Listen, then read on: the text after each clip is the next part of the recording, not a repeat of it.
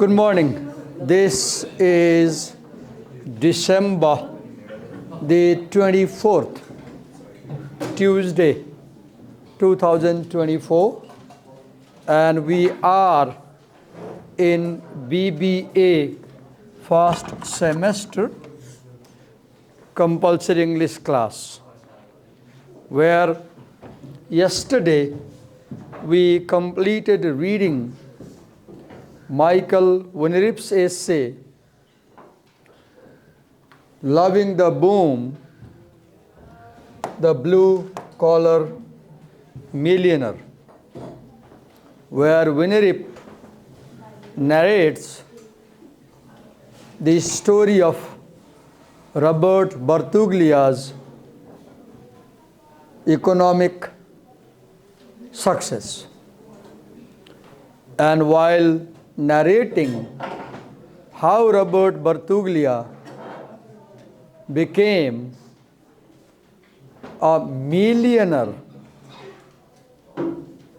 Winnerip tells a lot about how America achieved the economic boom in the 1970s, 80s, and 90s by exploiting the workers.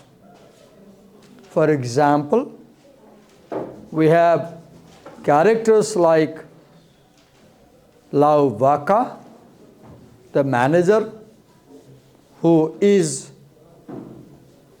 we can say, like a slave. We have supervisor Conlon, who works like a slave. We have cleaner Miss Baxter, who works like slave.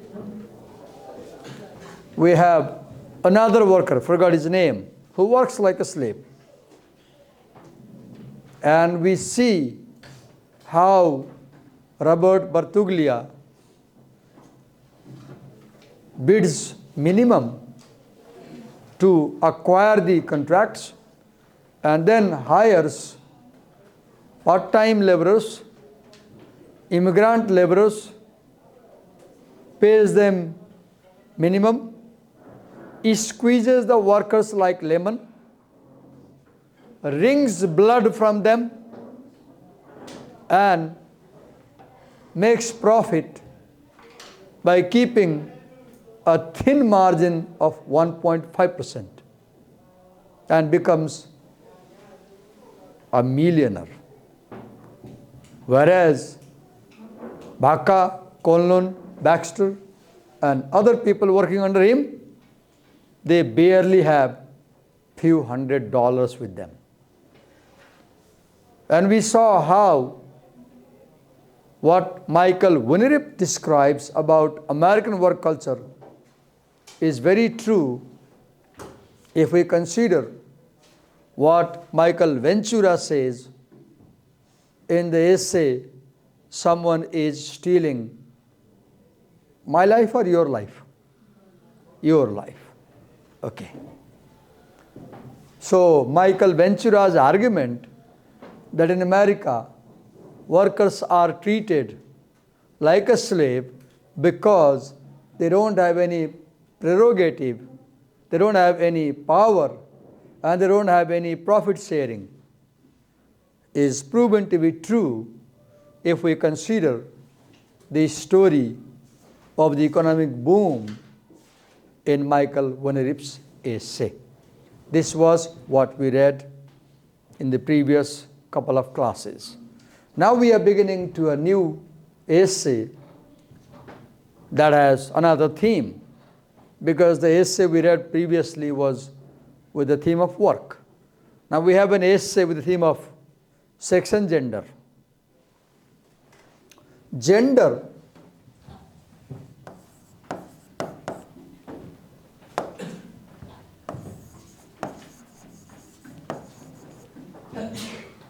sex is biology. I'm a male because I have male sexual organs.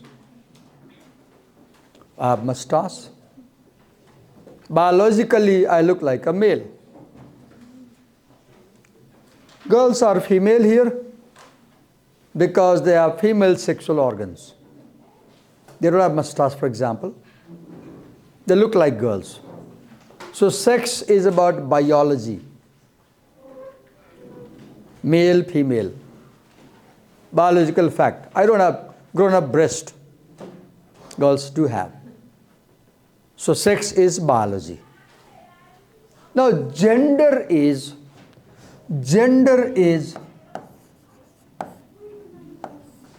cultural. Gender is the behavior that we learn from our family. For example, our family constantly, as they raise us, they teach us what is proper behavior for us and what is not proper behavior for us. They teach us. I'll begin with a small story from my family about my daughter. My son and daughter are 1 year apart. So when they joined school, they had same height, same build, they looked similar. The only difference was that my daughter has got much more fairer complexion than my son. And as a father, I thought I should not discriminate between my son and daughter. So what I did, when I took them to get their dresses, I chose same dress, shirt for both son and daughter, pant for both son and daughter. My daughter did not get to wear a frock. So when they came out of home to go to school, my neighbors would ask, are they brothers? Nobody would say, are they sisters?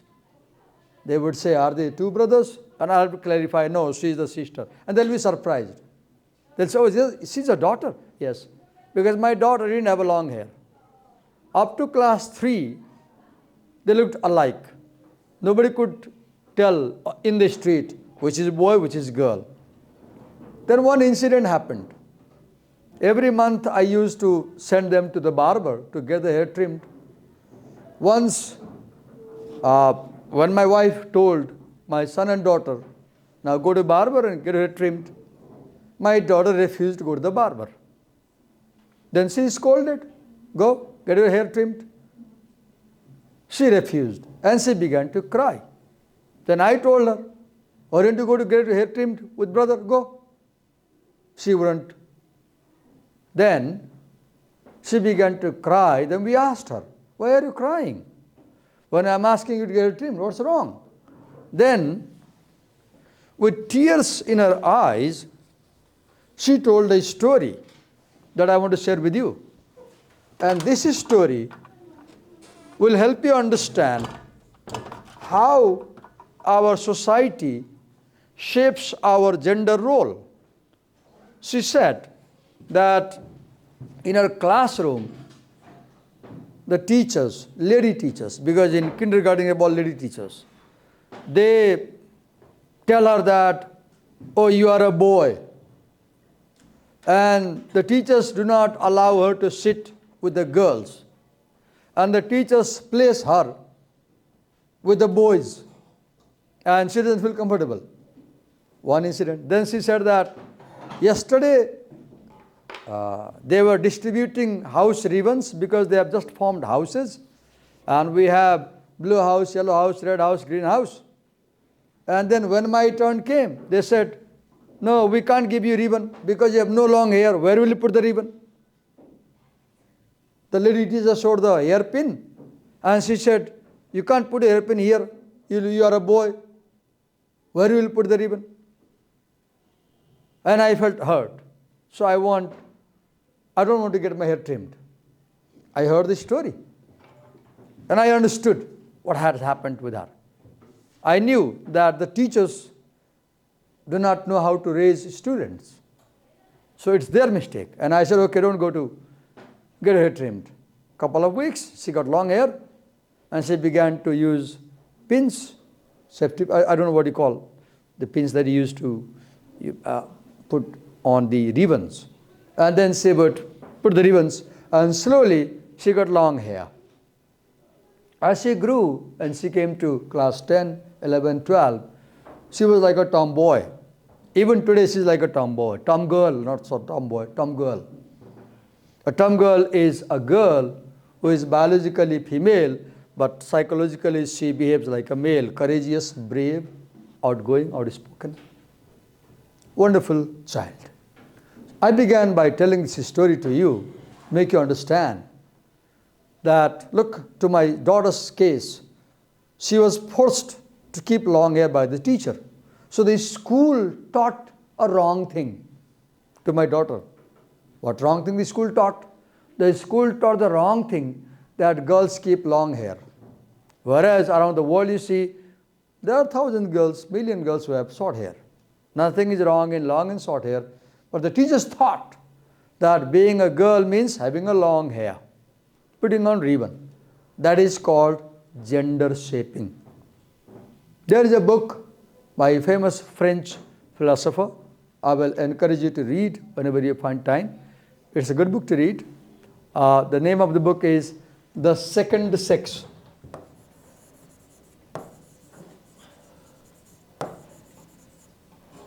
This book is written by I can't spell this one, Bua. I pronounce, it's a French name, Simon de Bua. I don't know the spelling of last word. Simon de Bua. You just type in Google The Second Sex, Simon de Bua, and Google might show the correct spelling. The book is available online also. This book was written in 1948. Simone de Beauvoir did not marry anyone formally, but she lived with another philosopher lifelong without marrying. Because Simone de Beauvoir didn't believe in that institution of marriage. And in that book, at one point, Simone de Beauvoir says that,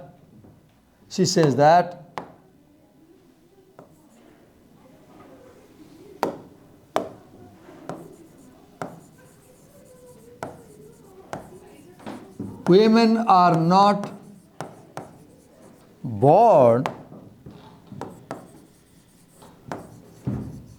they are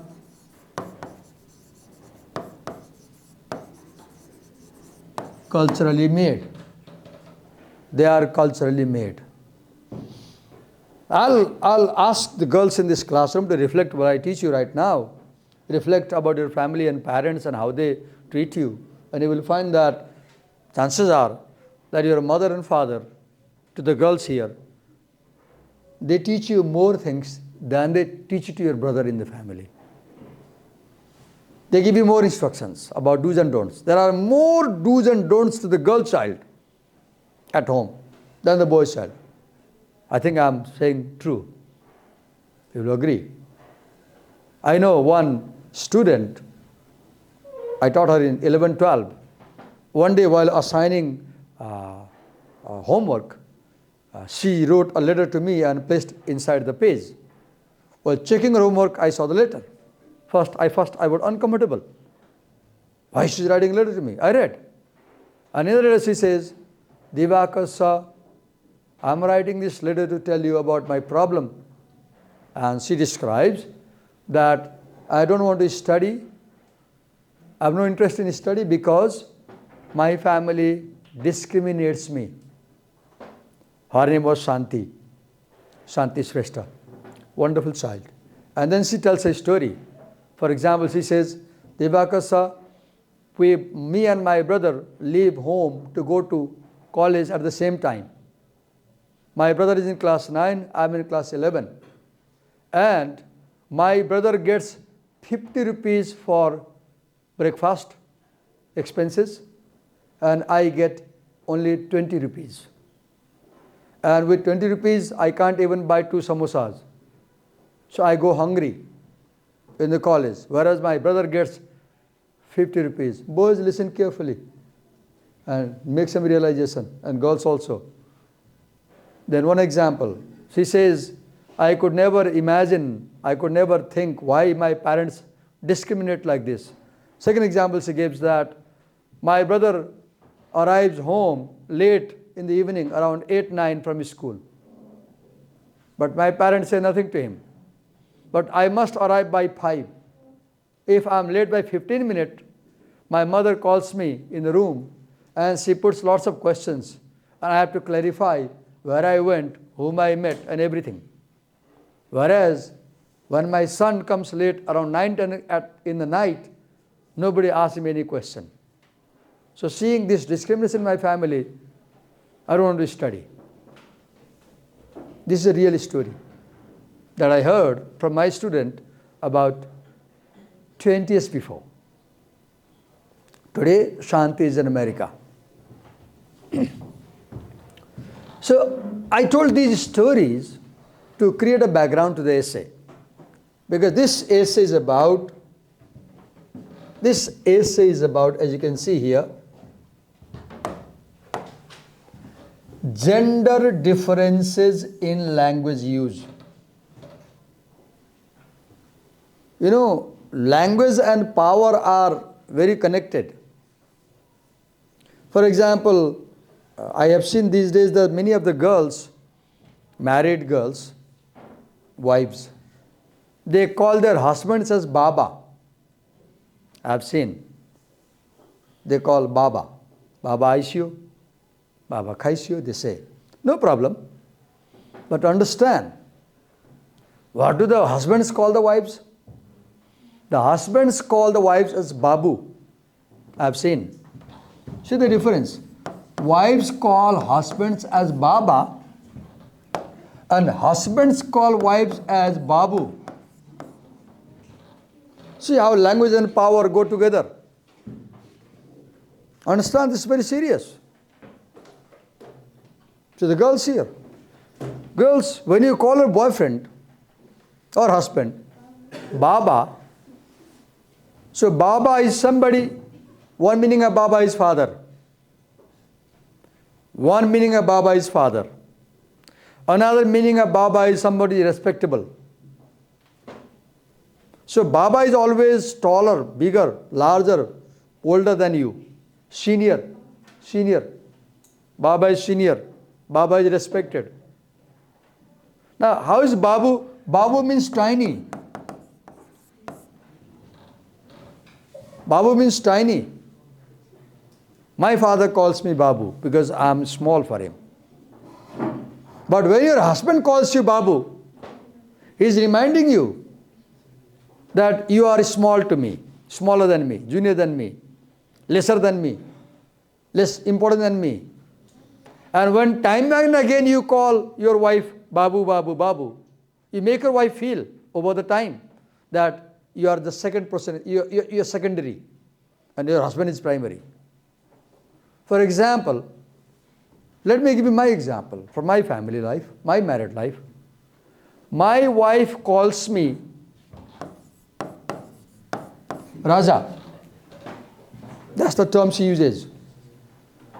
Raja khana khana ICU, she says.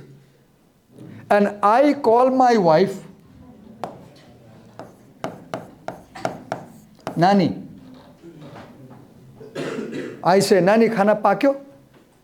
Whom do you call Nani? You call Nani to children.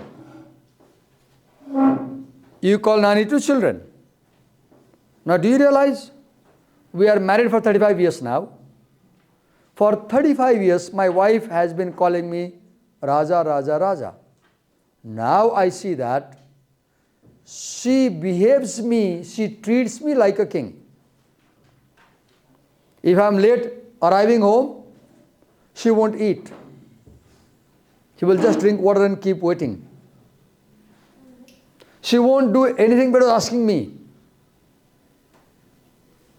Now, I have become very powerful in my family. And for the last 35 years, I have been calling her Nani, Nani, Nani. So she feels, my wife feels that she is a teeny weeny.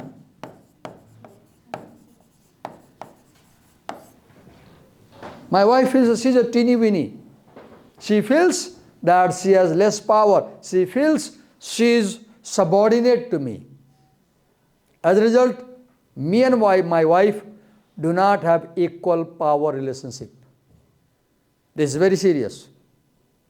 Because many times I may exert violence on her, I may shout at her, I may scold her, I may get angry at her. This may torture her, my behavior. I may be very dominant upon her. Me and my wife do not have equal relationship. Ideally, husband and wife should have equal relationship. And I give one example that because we use language differently, this is causing this problem. Because I said, language has 3 dimensions. Language is social. It is used in society. And language is related to power and ideology. Society, power, ideology, they are all connected through language. Ideology. Now you have Christmas tomorrow. Santa. I don't know how to pronounce Santa. Whoever they are, they come to you with a gift. And children, when they receive gift from Santa, they believe in their magical power. And year by year, as you grow, celebrating the Santa in Christmas, you start believing in that divinity, power, magic. You develop the ideology that Santa really can give me anything.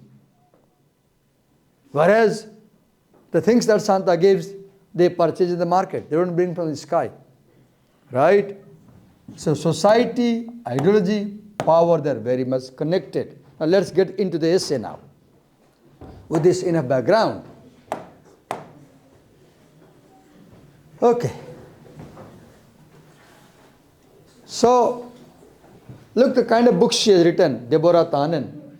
You just don't understand women and men in conversation, and then second book, that's not what I meant. How conversational style makes or breaks relationship. This is useful to you because you are young people, and when you get married, you will learn how to use language with your wife and husband. This was published in 1990. I have just brought a short note about the essay, but let's read the short note. Introductory note. This short article explores cross-cultural differences in the ways females and males use language. Actually, it's not cross-cultural because this essay discusses only Western culture. This essay does not discuss how language is used in Asian society, for example. Right? So how males and females use language, first. Second, the frustrations these differences cause when women and men converse. Let me share my experience. Every day I reach home. What happens? When I reach home, the first thing my wife does is she brings cold water if it is summertime. And she might bring black tea if it is winter, without asking. And then she will ask me about my office. She will ask me, how was the day? And then I say, एकछिन पख न भर्खर त आएर पसेर त उभा छैन कति क्वेसन सोचेको. Then she will get angry. Then she will say, मैले के सोध्नै हुँदैन रिसाइसिन्छ. Then I say, एकछिन पख न. Then again she says, she puts me questions about the office, LA and all that, all that, traffic. Then I say, म घरमा आएको कि पुलिस चौकीमा आएको हो? Then she will say, के भयो? Then I will say, कति क्वेसन गरेको मलाई? Look what is happening. I do not like being questioned at home with my wife. And my wife wants to ask a lot of questions. Why this is happening? My wife wants to talk to me. Because for women, talking is central to their life. Talk is at the heart of women's life. Women use talk to build a relationship, to build intimacy, to explore relationship, to strengthen relationship. Men also talk, no doubt, but men talk for different purpose. Men talk only when someone challenges their status. Men talk more in public spaces. When we have a meeting at the university, there are 99% male teachers and only one lady teacher. And whenever I say something, within seconds somebody will oppose me. I also do the same thing. When someone says something, I'll instantly retort and say something. So have you seen boys? Boys always respond quickly. Because when someone says something to them, they think this is a challenge to their status. So let's begin by saying, men and women use language differently. And if they don't understand this fact, that their opposite sex uses language differently, this may cause frustration. As I give my example. When I say to my wife, "Ma gharma ayo ki chauki ma aeko?" my wife becomes frustrated. Right? My wife does not understand that my husband is a male, and males do not use language for intimacy, and so they talk less at home because husbands do not see their wives as a challenger. Males will see another male as a challenger. Tannen's basic contention, see the argument. This essay is an argumentative essay. This essay is an argumentative essay. This essay makes a proposal argument.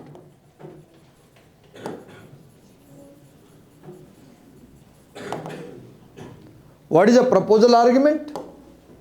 A proposal argument picks up a problem, explores causes of the problem, and then recommends solutions to the problem.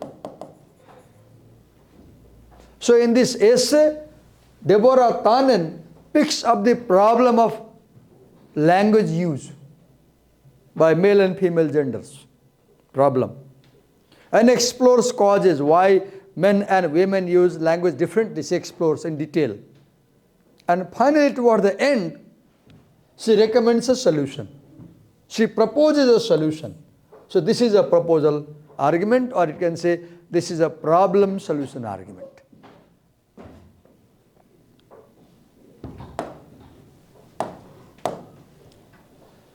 Tannen's basic contention is that females use language, now keep this in mind, for example, to make connections,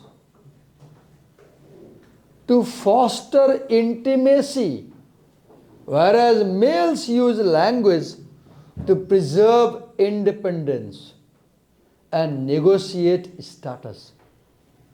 See the difference. If you are dating in a park under a tree, you are with your girlfriend, so your girlfriend would like to talk a lot with you because she is dating you, so she wants to build up connection with you. How? By talking a lot with you. And she will talk because through talk she can build intimacy with you. So for women, the purpose of conversation is to build connections and to build intimate relationship. That's why, boys, if you have a girlfriend, talk a lot with her. Understand that your girlfriend prefers talking to you. Talk little, your love will die. Chances are. Girls, if you have a boyfriend, please understand that if your boyfriend doesn't talk a lot, understand that from you, your boyfriend doesn't get any challenge, so he may not talk to you. Take it easy. If your boyfriend doesn't talk a lot with you, do not think that he is not in love with you. He doesn't talk to you because he feels no challenge from you. That's the argument. Okay, now let's move ahead into the essay.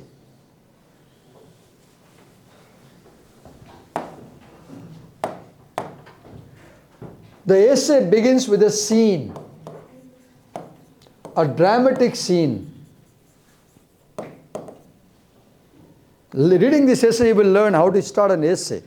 There are many ways to start essay. Your book, The New Directions, has 40 essays altogether.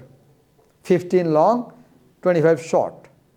And if you read these 40 essays very carefully, you will learn 40 ways to start your essay in an interesting way. Every essay in that book begins with a very, very interesting way. Here you can see the essay starts with a scene, drama. A man and a woman were seated in a car that had been circling the same area for half an hour. Look, the drama. One car is going round and round and round, same area for 30 minutes. The woman was saying, now we have dialogue, why don't we just ask someone? The man was saying, not for the first time, I'm sure it's around here somewhere. I'll just try this street. I have this habit. I have this habit. 2 weeks ago, I wanted to buy an electric lock. And I began searching every shop from, what do you call, Balkhu, Kalimati, and what do you call that area where there are lots of machinery shops? What do you call that area near Kalimati, Tarkari Bazaar? Eastern side, there are lots of machinery shops. Balkhu, Kalimati, I forgot the location. And I spent 5 hours, whole day, and went to every shop, Ganabahal, Tebahal, Sundara, New Road, everywhere. But I never asked anyone, where do we get locks? I just went direct to shop asking. Why? If I ask someone, kahan pauncha ye talcha? It will be equal to admitting, I don't know talcha kahan pauncha. And boys can never accept, I don't know. It hurts their ego. It hurts their ego. A boy will never say, I don't know. He will try. Because if a boy has to accept, I don't know, it hurts their ego.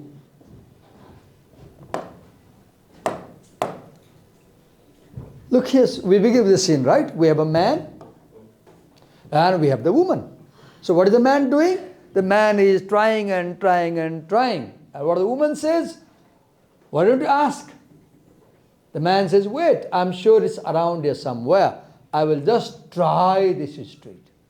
Why? Because if the man asks, it will be accepted ignorance. If the man asks, excuse me, my wife is by my side. So what I will think, oh, if in front of my wife, I ask a passerby, where is New Road? Then my wife will think, oh, my husband does not even know this simple thing. It will hurt my ego before my wife. So I won't ask anybody. I'll go round and round to show my wife that I can solve my problems. Why are so many men reluctant to ask directions? Why aren't women? And why can't women understand why men don't want to ask? The explanation is for this and for countless minor and major frustrations that women and men encounter when they talk to each other lies. Now, note this thing, the different ways that they use language. We have problem because we use language differently. Differences that begin with how girls and boys use language as children, growing up in different worlds. Boys and girls grow up in different worlds. I remember. What games did I play as a child? Let me recall and tell you my games as a child. I played hide and seek. Look the kind of games the boys play. In hide and seek, somebody will first blindfold you and they will count 1 to 20. In that counting, all members will hide themselves. Then the guy will leave your eyes and you have to keep it closed for a while. He too will disappear. Then you have to go around and find them. And each time you find, if you find some guys, you tap at their back. Then they will be blindfolded. Now suppose before I can tap at their back, somebody taps at my back, and again I'm blindfolded. Now look, this game has challenges. This game has challenges. So boys play games that contain a lot of challenge and adventure and difficulty. I have to solve a problem. I have to find somebody. Another game I played was hiding the needle. How was this game played? A boy will be selected among the groups. 10 boys are playing game. So they will go to big ground first. Maybe garden or jungle also. So they will first blindfold me with a hanky. And I'll put my palms like this. They will put soil here. Handful of soil. And in the soil, they will bring a small needle type stick, wooden stick. And they will put that stick in the soil. And then one guide will hold my hands and they will take me to some corner of the large ground. My eyes are blind. I don't know where they're taking me. And I'll place that there.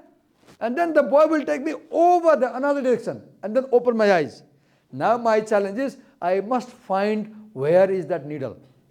And if I come closer to the needle, the friends will say, "Bacho, bacho, bacho," a guide to me, guide. Surviving, surviving, surviving. So I know I am near, I should approach. Now suppose I go away, my friends will say, "Mario, Mario, Mario, Mario." Look the game. Boys play games about death and life. Death and life. Another game we played, we'll form a circle in the field. Boys will sit like this, 10 boys. One will take a long scarf and they will make a knot, big knot. Then we'll just sit facing this side, inward, the circle. They will run, and running, he will drop the scarf at the back of one of us. And if before he makes one round, I don't realize the scarf is at my back, he will beat with that scarf with me. Many times he will beat. I must be beaten. If I find the scarf before he comes, I must stand up, pick up the scarf and start running. Look the kind of games we boys play. This requires tactics. This requires wisdom, intelligence, adventure, strength, power. Right? Now I remember what games girls played in my village. Though I didn't see a lot. I could see girls played, they will bring stone pebbles, small pebbles, and on a floor, they will spread them, and they'll keep this hand like this. I don't know what you call this game. I don't know what you call this game. If you know, you can tell me. They'll play this game. Another I've seen girls games, they will bring clothes and they'll make dolls. Only yesterday I was seeing one video where a girl is playing game. What game she is playing? She is barely 10 and she is playing a game with another girl. She has put a doll inside here, and now she is crying, pretending she is delivering a baby. And her sister pulls the doll, and as she pulls the doll, the girl cries loudly. And then the sister pulls the doll and then hands over the doll to the girl, and she puts the doll on her chest and loves the doll and he smiles. I was surprised. I saw yesterday this video on Facebook. I was surprised. I never thought that they could play such games.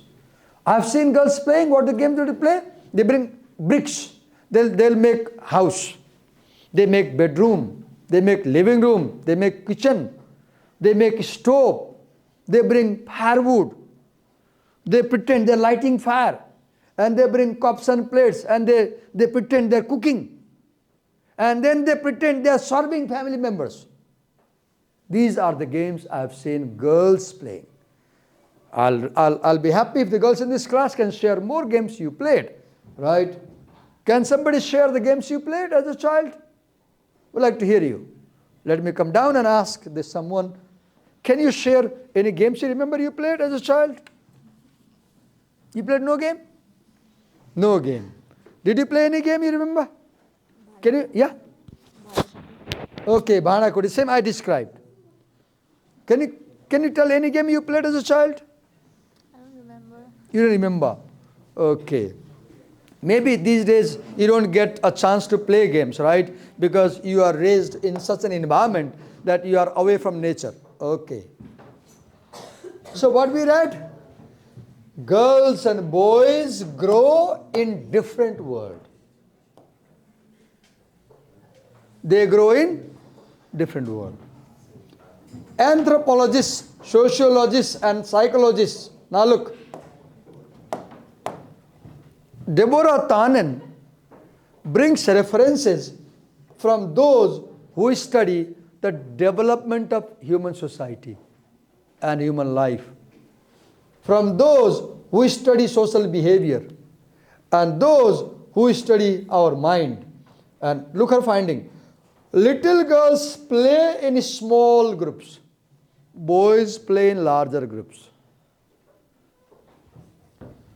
Girls play in pairs. Boys rarely play in pairs. They have minimum 4 or 5 people. They have a best friend. Boys normally don't have a best friend. They have many friends. Girls have one best friend, with whom they spend a lot of time talking. Boys do not spend a lot of time with one boyfriend.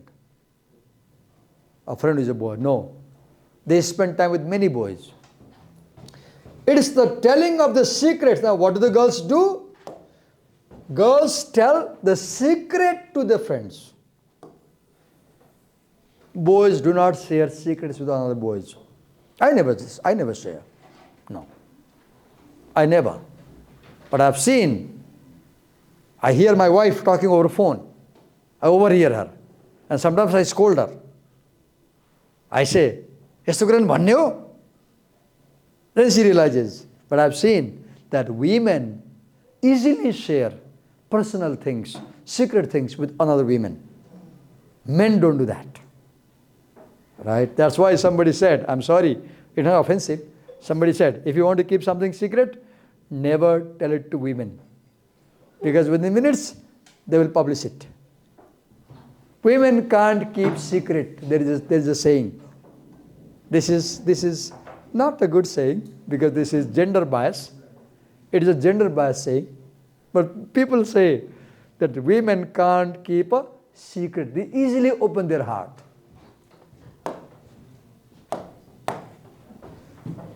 Now, why do they tell secret? Because that makes them best friend.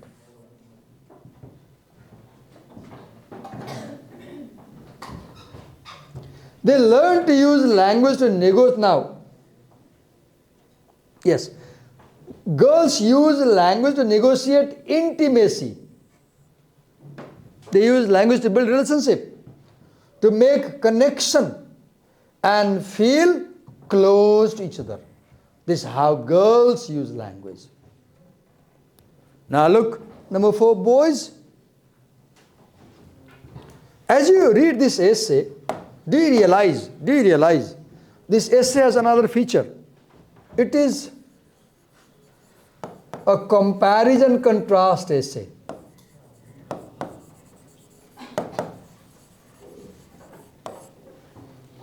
The style of writing is comparison and contrast, because how boys use language and how girls use language is compared and contrasted.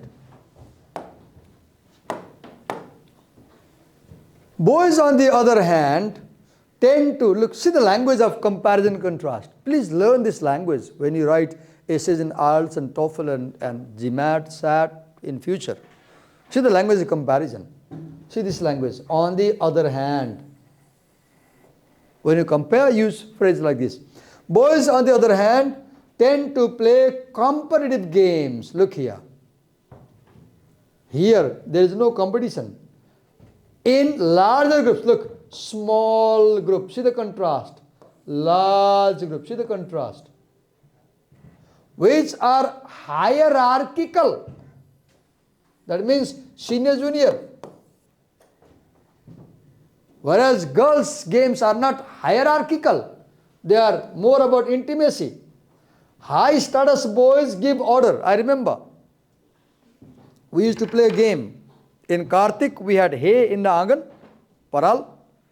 And in full moon night, moon is in the sky, we 10, 15 boys will gather in someone's angan, large angan. There is hay, and we will form a line, one after another, and we'll hold each other by this thing. We'll place hand like this, and we'll catch our friends back like this with this hand. We'll make a like a train. We'll make a long chain like a train, and at the front will be the leader, and we'll declare he is the king. He is the king. Others are his army, and we'll say, Raja ko ghoda ayo bato chod chod, Raja ko ghoda ayo bato chod chod, and we'll go round and round and round and round. See the games we played? Boys, look, hierarchical. The front guy is the king, and we are the policemen, army men, followers. Highest boys give orders, and lowest boys are pushed around. So, now follow in writing. I'm also explaining academic writing. This is conclusion marker. Boys learn to use language to preserve independence. Boys always want to show they don't depend on anybody. Boys are very careful to show, I don't depend on anybody. Because they are taught to be independent from childhood and negotiate their status. Boys are very sensitive about their status. If somebody challenges, they will instantly react. Trying to hold center stage. When there is a discussion, boys will talk more. Boys will answer more. I remember when I was in class 12, there were 5 girls in class and 55 boys. And Miss Pallavi was the class topper girl. I was the 5th in class. So whenever the teacher put a question, I'll keep my hand ready before the question to raise it. Why? I wanted to make sure I answer the question before Pallavi does. Why? Because if Pallavi answers the question before me, my ego is hurt. See, as a teenager, I was 17 back then. I remember. And now I laugh at myself, recalling this thing. Challenge and resist challenge. So boys easily challenge others, and when others challenge, they will resist. Come on, fist fighting. That's why you see boys have more fist fighting. Just for steering their fight. Why are they fighting? Oh, he steered. And they will fight. Display knowledge and verbal skill. Boys will talk in such a way to show they know a lot of things. Right? See the difference. These divergent assumptions. Now understand this. This is continuous idea marker. These means these assumptions about boys and girls. About the purpose of language persist into adulthood, where they lie in wait behind cross-gender conversation. Cross-gender conversation means talk between boys and girls. Ready to leap out and cause puzzlement or grief in the case of asking for directions in first paragraph. The same interchange is experienced differently by women and men. From a woman's perspective, you ask for help, you get help, and you get to where you are going. A fleeting connection. So women ask question to build a connection with a stranger, get a problem solved, which is fundamentally pleasant, good, happy. You don't know the way, ask somebody and move ahead. Now look about the boys. But, because I said this is an argument, always you will see contrast markers, or this is called argument marker. This is called argument marker. But a man is aware that. Aware of what? By admitting ignorance, I don't know the way, and asking for information, he positions himself one down. See the danger? One down. Why should I ask? If he knows and I don't know, I'm one down. To someone else, far from pleasant, this is humiliating. Accepting that I don't know something is humiliating for the boys. So they won't ask. They will try and try. So, now conclusion marker. This is conclusion marker. It makes sense for the boys to preserve their independence and self-respect at the cost of little extra travel time. That's why for 30 minutes he is going round and round to preserve his ego.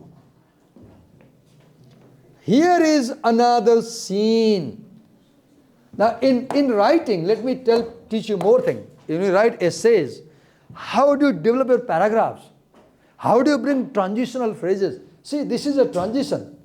Here is another scene, another source. See, from the drama of the I'll stop here.